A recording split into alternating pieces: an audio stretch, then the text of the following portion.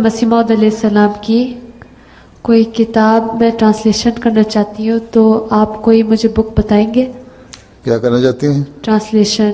अभी मैं translation? College में हूँ जी। मुझे तो नहीं पता कितनी कौन सी किताब है तुम्हारा यहाँ जापानी ज़बान में ट्रांसलेट हो रही है। जापानी ज़बान में करनी है ना, तो अपने जो तुम्हारी यहाँ इशात कमेटी होगी, सदर जमात हैं जो, हाँ जी। उनसे पूछो, मिशनरी इंचार्ज से पूछो अच्छा जी।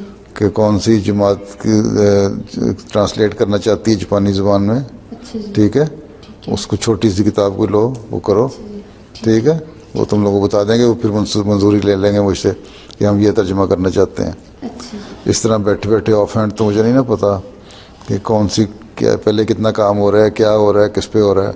मैं तुम्हें कह दूँ कि फ़लाँ ज़ुबान में कर लो और उस पर पहले कोई काम हो रहा हो, अच्छा जी। तो अपनी एफर्ट को ज़ाया करने वाली बात है ना। तो उनसे पूछो कि मैं तर्जुमा करना चाहती हूँ, फिर एक नमूना तर्जुमे का बनाओ। ठीक है, एक सैम्पल बनाओ ना अच्छा जी।